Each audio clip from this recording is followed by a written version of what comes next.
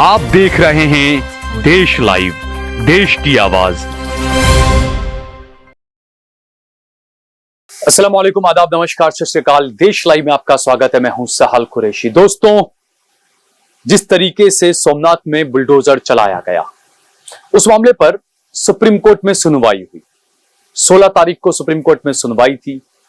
Supreme court ने इस मामले पर जब सुनवाई शुरू की, दोनों पक्षों के वकील वहां पर मौजूद थे। एक गुजरात सरकार की तरफ से एक वकील था और दूसरा जो एक कमेटी गई है वहां पर सुप्रीम कोर्ट के अंदर, उनकी तरफ से भी अपना वकील मौजूद था। मीडिया में खबरें चलाई कि गुजरात सरकार ने एक हलफनामा दे दिया और बता दिया कि भाई सुप्रीम कोर्ट की अवमानना नहीं हुई। आपको बता दें कि 17 सितंबर को सुप्रीम कोर्ट ने कहा था कि देश में कहीं पर भी बुलडोजर नहीं चलाया जा सकता, सिवाय कुछ जगहें बताई गई थी, जैसे कि फुटपाथ हो गया, रोड हो गया, फुटपाथ हो गया, तालाब हो गया, वाटर ब्लॉगिंग बॉडीज जो हो गई पानी के बीच में, या पानी का जहां पर पानी को अड़ रही हो, नड़ रही हो, जो चीजें, ऐसी कुछ चीजों के बारे में कहा था कि यहां पर आप बुलडोजर चला सकते हैं, उसके अलावा कहीं पर आप बुलडोजर नहीं चला सकते हैं। और भी कुछ चीजें इसमें बताई थी सुप्रीम कोर्ट ने। तो जब सोमनाथ में 57 एकड़ जमीन पर जो बुलडोजर चला, 10 से ज्यादा धार्मिक स्थल, जिसमें 7 से 8 दरगाहें, ईदगाह, कब्रिस्तान ये शामिल है, जिस पर बुलडोजर चलाकर उन्हें शहीद कर दिया गया। इनमें से कई बिल्डिंगें आसार कदीमा जिसे कहते हैं ASI के अंदर दर्ज थी, आर्कोलॉजिकल सर्वे ऑफ इंडिया में दर्ज थी। ये तमाम बातें पुरानी हो गई। लेकिन सुप्रीम कोर्ट में जब सुनवाई हो रही थी और मीडिया ने इसकी जो रिपोर्टिंग की, असली खबर एक बार फिर से मीडिया ने दबा दी।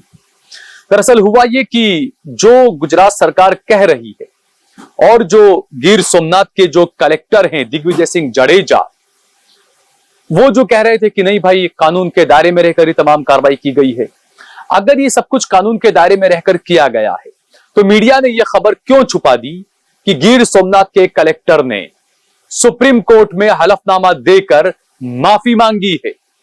जी हां, एक हलफनामा जो है वो कलेक्टर की तरफ से दिया गया है और कलेक्टर ने पहले तो यह कहा कि इसमें अवमानना नहीं की गई है, लेकिन आगे कलेक्टर ने अपने हलफनामे के अंदर, अपनी एफिडेविट के अंदर, जिसे गुजराती में कहते हैं सोगंदनामा, कि सोगंद खाता हूं मैं, इसको लेकर जो है वो एक जो एफिडेविट जो दिया है, उसमें कथित अवमानना को लेकर कलेक्टर ने सुप्रीम कोर्ट से माफी मांगी है। आप सोचिए, यह खबर मीडिया में दबा दी गई। यह खबर मीडिया में नहीं दिखाई गई कि गिर सोमनाथ के कलेक्टर ने सुप्रीम कोर्ट की कथित अवमानना पर बिन शर्ती माफी मांगी है। बिना शर्त के मैं माफी मांगता हूं, सद्भावना पूर्ण में माफी मांगता हूं, ईमानदारी पूर्वक माफी मांगता हूं। इन अल्फाजों का इस्तेमाल गिर सोमनाथ के कलेक्टर ने अपनी एफिडेविट के अंदर किया है, जो सुप्रीम कोर्ट में दी गई है।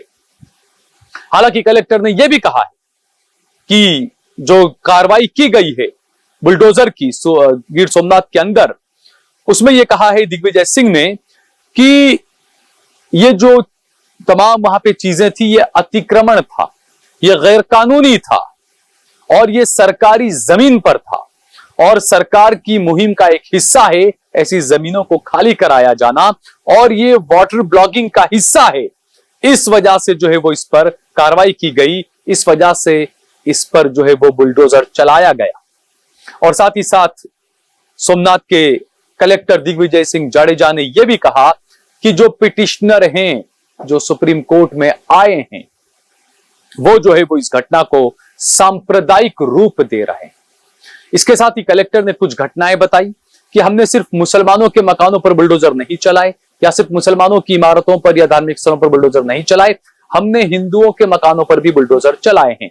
इस तरह की बात इस एफिडेविट के अंदर सोमनाथ के कलेक्टर की तरफ से की गई है। आपको बताएं कि गुजरात हाईकोर्ट में जो सुनवाई हुई थी पिछले दिनों, हाईकोर्ट के अंदर सोमनाथ पक्ष का जो पक्षकार हैं, जो अर्जी जिसने दी है, जो पिटिशनर हैं, औलियाए दीन कमेटी, औलियाए दीन कमेटी के एडवोकेट हैं ताहिर हकीम साहब।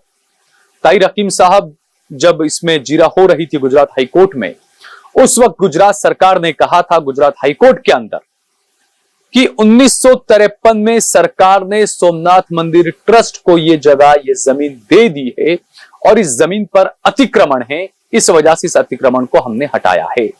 ये गुजरात हाई कोर्ट के अंदर गुजरात सरकार की तरफ से आधिकारिक ये बात कही गई है कि ये जमीन सोमनाथ ट्रस्ट को किराए पर दे दी गई है, लीज पर दे दी गई है, 999 साल की लीज पर।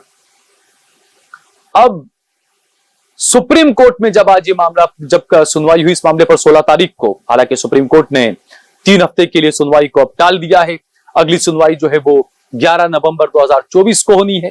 लेकिन वहां पर सरकार ने यह कहा है कि यह सरकारी जमीन है, ये वाटर लॉगिंग की सरकारी जमीन है और इसीलिए जो है वो अतिक्रमण यहां से हटाया गया है।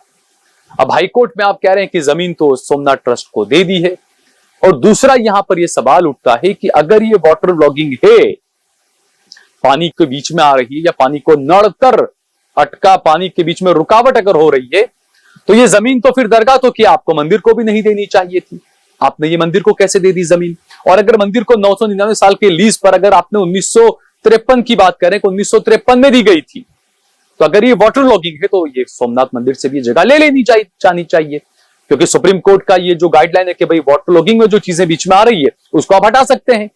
तो ऐसा कैसे कि आपने दरगाह को हटा दिया वाटर लॉगिंग के नाम पर, और यही वाटर लॉगिंग के नाम पर आप जमीन ने सोमनाथ ट्रस्ट को दे दी है जमीन। अब वो वाटर लॉगिंग आपको नजर नहीं आ रहा है कि ये वाटर लॉगिंग की जमीन। कई सारे सवाल उठते हैं इसके अंदर। अब दूसरा यहां पर यह मुद्दा भी एक है कि जब 1953 में सरकार ने सोमनाथ मंदिर ट्रस्ट को यह जमीन दी, आप ये मानते हैं, जबकि दूसरी तरफ औलियाए दीन कमेटी और सोमनाथ दरगाह और ये ईदगाह और कब्रिस्तान के जितने भी जो पिटिशनर वगैरह जो लोग हैं या जो ट्रस्टीज हैं, उनके पास में तमाम पुराने रेवेन्यू रिकॉर्ड मौजूद है 1903 से, कि ये जमीन किस तरीके से नवाब ने उनको दी थी, क्या क्या चीजें हुई, किस तरीके से इनमें से कई चीजों को जब तामीरी काम इनका करना था या सुधारा वधारा कुछ इसमें करना था, तो बाकायदा सरकार की तरफ से, एसआई की तरफ से पैसा दिया गया था, उसके लिए परमिशन दी गई थी उसके लिए कि लीजिए आप इसमें जो भी आपको करना है वो करिए आप। तो ये आप समझ सकते हैं कि किस तरीके से कानून की धज्जियां उड़ाई जा रही। और जैसा मैंने बताया कि मीडिया को तो पूछना ही क्या, मीडिया वही खबरें दिखाता है जो वो कहते हैं ना, मीठा मीठा गप गप कड़वा कड़वा थू थू। तो सिर्फ एक बड़े पैमाने पर जो बड़ा तबका है उसको खुश करने के लिए मीडिया खबरें दिखाता है, बाकी जो हकीकत खबरें हैं वो मीडिया भी दबा देता है। आपको किसी भी चैनल के अंदर, किसी भी मीडिया में मेरे ख्याल से खबर नजर आपको नहीं आएगी कि जहां पर यह कहा गया हो कि कलेक्टर ने कहा है कि भाई हमने माफी मांगी।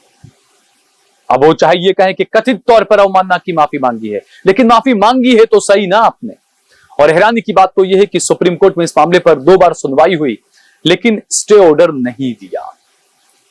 अब जब लंबी सुनवाई चलती तो कई बार ही होता है कि हाँ भाई चलो जांचेंगे, परखेंगे, देखेंगे, उसके बाद फैसला देंगे। ऐसी तो कोई फैसला नहीं दे सकता है ना।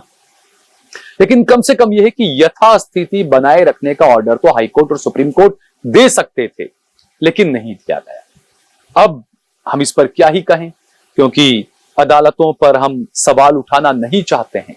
लेकिन जब मैं खुद गिर सोमनाथ गया, मैंने वहां की महिलाओं से बात की, मैंने वहां के पीड़ितों से बात की। सुबह 5 बजे बरसात हो रही थी और वहां की महिलाओं ने यह आरोप लगाया कि पीट पीट कर उनको घरों से बाहर निकाला गया सुबह 5 बजे नींद में से उठाकर बारिश के अंदर। और उनमें से कई महिलाओं के हाथ में उनके 1.5 साल के 8-8 महीने के बच्चे भी मौजूद थे। उनमें कई मरीज बुजुर्ग मौजूद थे। कई महिलाओं ने यह आरोप भी लगाया था कि पुरुष पुलिस वालों ने उनका हाथ पकड़ा और उनको पीटा। कई सारे गंभीर आरोप यहां पर लगे। और ऐसा नहीं है कि हर जगह नफरतें ही नफरतें हैं। सोमनाथ के अंदर कई अच्छे हिंदू भी थे, जो सनातनी जिसे मैं कहूंगा, क्योंकि मुझे तो अब मैं कंफ्यूज हो चुका हूं कि हिंदुत्व क्या है, सनातनी क्या है। सनातन जो होता है वो सच्चा होता है, जो हिंदुत्व ये होता है जो आजकल ये दंगे वंगे कर रहे हैं ना, ये हिंदुत्व के नाम पर।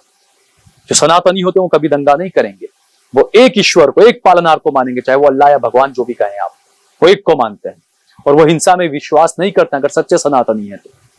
लेकिन आजकल जो चल रहा है ना हिंदुत्व के नाम पर, हिंदुत्व की लड़ाई, तो ये लोग सनातन की लड़ाई नहीं लड़ रहे, ये लोग हिंदुत्व की लड़ाई लड़ रहे हैं। जबकि सुप्रीम कोर्ट खुद कह चुका है कि हिंदुत्व कोई मजहब नहीं है, कोई धर्म नहीं है। इस बारे में जो सनातनी हिंदू है, जो युवा हैं, उनको सोचना चाहिए, उनको सुप्रीम कोर्ट के जजमेंट्स पढ़ने चाहिए, उनको खुद के बारे में और इस्लाम के बारे में और भारत की संस्कृति के बारे में रिसर्च करना चाहिए। और जिस तरीके से सोमनाथ के कलेक्टर ने माफी मांगी है सुप्रीम कोर्ट के अंदर, कथित अवमानना के लिए मैं बिन शर्ती माफी मांगता हूं। सद्भावनापूर्ण और ईमानदारी के साथ में ईमानदारी पूर्वक माफी मांगता हूं, यह जो है वो कलेक्टर ने कहा है। यानी कहीं ना कहीं क्या कलेक्टर के जहन में भी यह बात है कि किसी के प्रेशर में उन्होंने काम किया है, और क्या नहीं किया मुझे नहीं पता, ये जांच का विषय है। लेकिन मैं बार बार ये बात कहता हूं कि जो भी अधिकारी हैं, चाहे वो पुलिस के हों, चाहे वो प्रशासन के दूसरे हिस्से के हों, आप जब शपथ लेते हैं तो आपके शपथ में आप ये कहते हैं कि आप किसी मजहब को लेकर भेदभाव पूर्ण कार्रवाई नहीं करेंगे, आप संविधान को ध्यान में रखकर कार्रवाई करेंगे।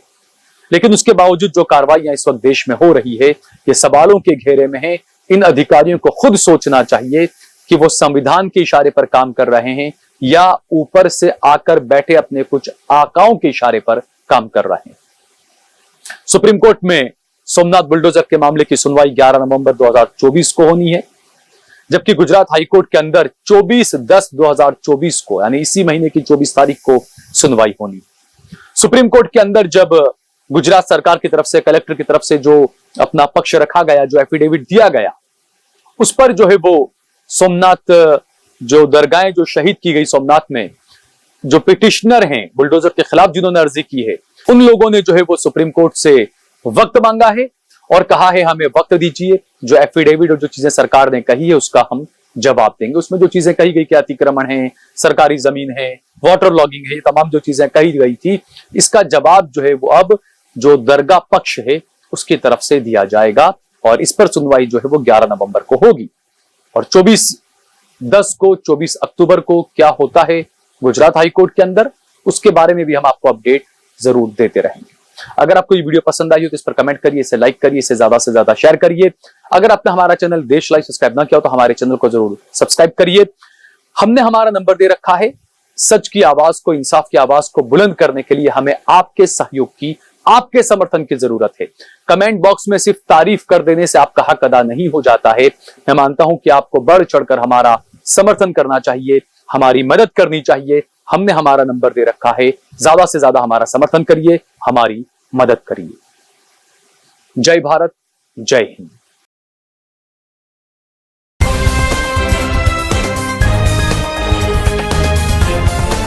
देश और दुनिया की तमाम छोटी और बड़ी खबरों के लिए हमारे चैनल को सब्सक्राइब करना न भूलें और बेल का बटन जरूर दबाएं।